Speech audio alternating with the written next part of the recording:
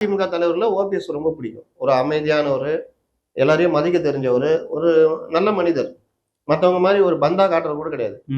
அவரு சிஎம்மா இருக்கும்போது கான்வாய் வருதுங்க. ஒரு வேள குடிகாரன் அப்படி இப்படி ஆடுனுக்கிறான். வேற ஒரு சிஎம்மா இருந்தா அது வேற மாரி ஆயிடும். அப்ப ஜெயலலிதா இதுல இருந்தாங்க, தண்டனையில அந்த இதுல. அவர் சிரிச்சுட்டே பார்த்துருந்தாரு. அப்புறம் புடிச்சு போலீஸ் இழுத்து ஓரம் விட்டோனே போயிடுச்சு வண்டி. அவ்வளோதான். அந்த மாரி ஒரு மனிதர். ஆனா, அரசியல்ல அவருடைய நிலைப்பாட்ட நம்ம சொல்றோம். அவர் வர முடியாதுங்க.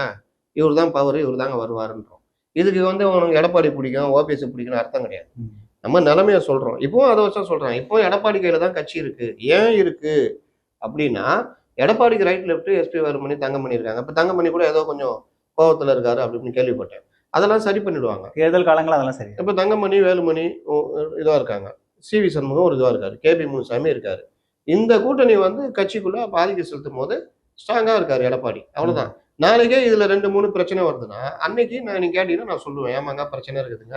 எப்ப வேணா எப்படி வேணாலும் போகும். அதனால இவர்கள் ஒரு நரேட்டிவ் செட் பண்றாங்கல்ல, அந்த நரேட்டிவ் நம்ம சொல்லி ஆகணும்.